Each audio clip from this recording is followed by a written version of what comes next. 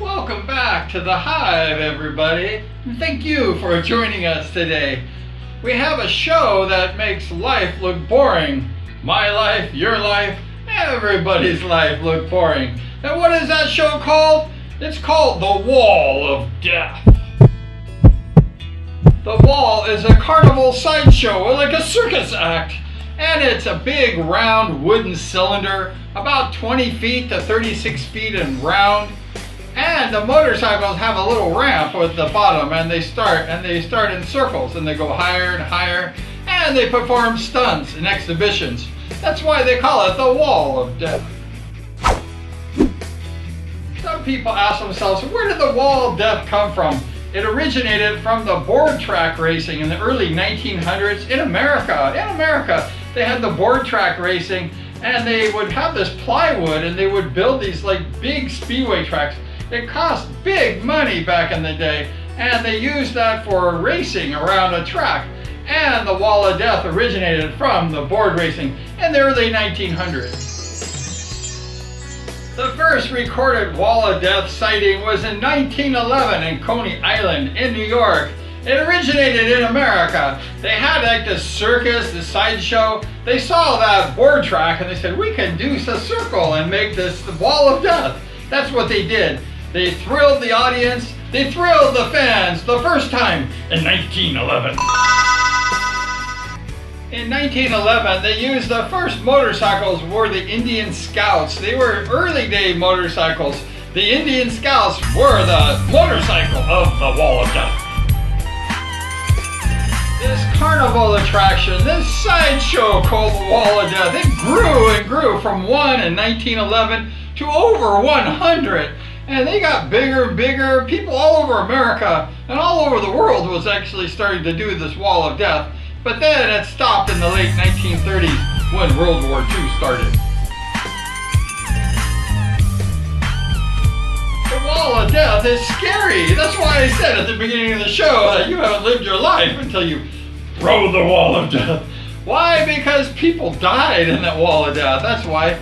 People, they had over 100 shows at one time going on, and people would crash, right? I mean, nobody's perfect, especially when you're doing this force around these circles, and then you're doing like side things and turns, and then you have a crash. How the Wall of Death works is you have people around the top looking down into this cone funnel, this big shape. It's like a big barrel. And then they're watching the people down below. And at the bottom, there's a little ramp, just a small little ramp. And the riders, they have all kinds of riders, from cars to motorcycles, everything. They go on this ramp and they get a little bit of speeds, and they go around 50 miles an hour, which is about 65 kilometers an hour. And they go in the circle around this cone thing. And then they go ahead and they can stand up and ride it. And then that's how they stay up, is through this force. And that's how they ride the Wall of Death. The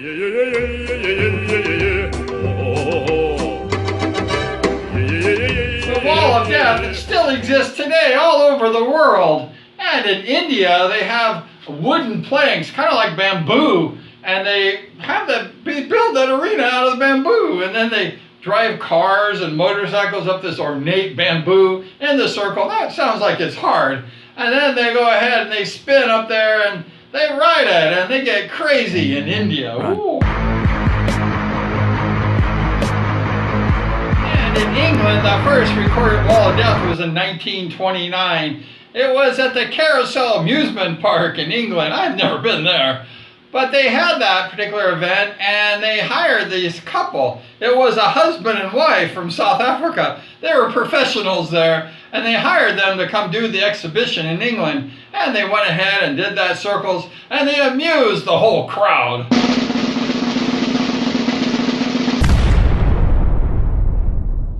This Wall of Death got huge all over the world. It was big everywhere. It was like growing like weeds. It became really famous, really popular. There was riders all over the place riding. But it changed when World War II happened. There was no more.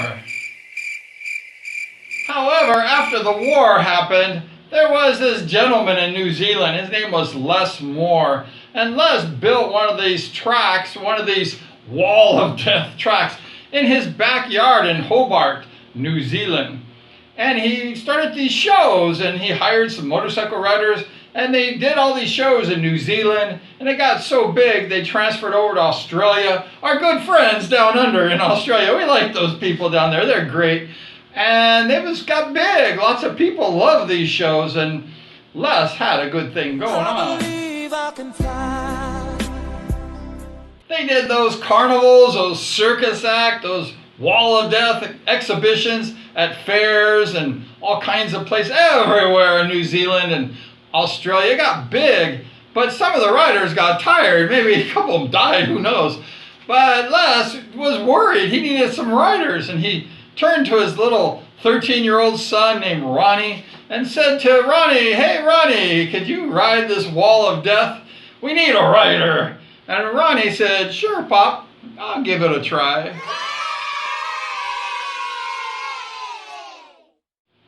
Most fathers wouldn't allow their 13-year-old kid to ride the wall of death, but Les needed that rider, and Ronnie Moore, he said he'd ride that event, and he did. He rode that for a few years. He was a good rider. That's where Ronnie Moore learned his skills as a motorcycle rider. I mean, wouldn't you learn your skill if you were a wall of death rider at age 13?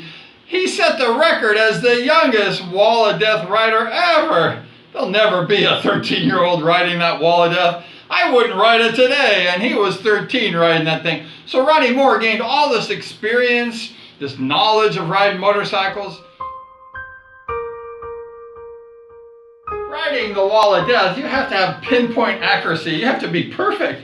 And Ronnie Moore, he learned that art of perfection riding that wall of death. And by the age of 17, his father, Les, and him, they went to London and they signed with his first British League team, and he made a whopping 8 pounds a week. Ronnie was a young boy amongst men. He was only 17 riding in the British League. I didn't race in the British League, but I was 17 racing in Division 1. And let me tell you, a 17-year-old boy is fairly intimidated when he sees old men, and he's only a young 17-year-old rider. But Ronnie Moore developed himself quite rapidly and became a world champion at age 21. He was the youngest world champion at the age of 21. The Wall of Death has been featured in many movies, lots of them. In 1964, a long time ago, Elvis Presley was in a movie called Roundabout, and he rode that motorcycle around the Wall of Death. And in 1956, a little before my time, there was a movie called The Wall of Death.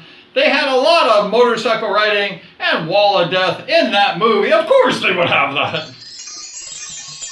Also, there's songs on the Wall of Death. There's a song with the lyrics. I haven't heard it before, but I read about it. It said, "Don't waste your money on other rides at the circus. You just go to the Wall of Death and you get your money's worth." They say that being in the Wall of Death is the closest thing of death yet being alive. That's really cool. That's what the excitement is. That's what the thrill is of the Wall of Death. You feel like you're almost going to die, and some of those people had died, but you get that excitement, that adrenaline, that rush. And that's what I had when I was a little kid. I went to a circus in my hometown area, and I saw the Wall of Death, the motorcycles riding around that circles, and I was really excited. I was just a little kid, knee-high to a grasshopper, and it was exciting. And I think that's where one of my loves of motorcycles started, is watching the thrill of the Wall of Death, the excitement, the Wall of Death.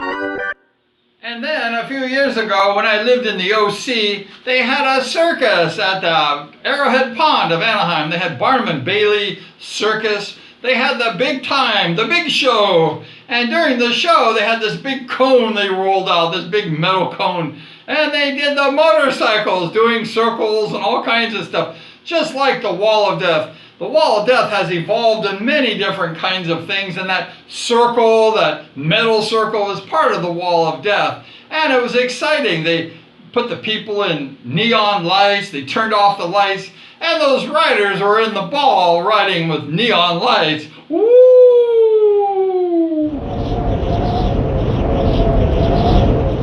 The Wall of Death originated from the board track racing of the early 1900s. It was the board track racing. And then the Wall of Death has evolved in different forms and different names, but it's still the Wall of Death.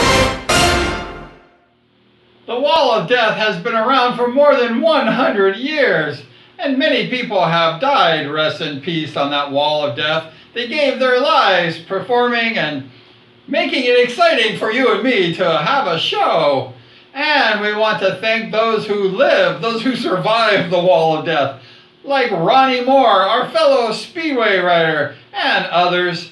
They survived and they entertained us with the Wall of Death. Thank you for joining us today in the Hive. We had a good show. And all I can say to you is that if you ever feel bored with life, if you're unhappy, you feel life is just boring, get on a motorcycle and get on that Wall of Death.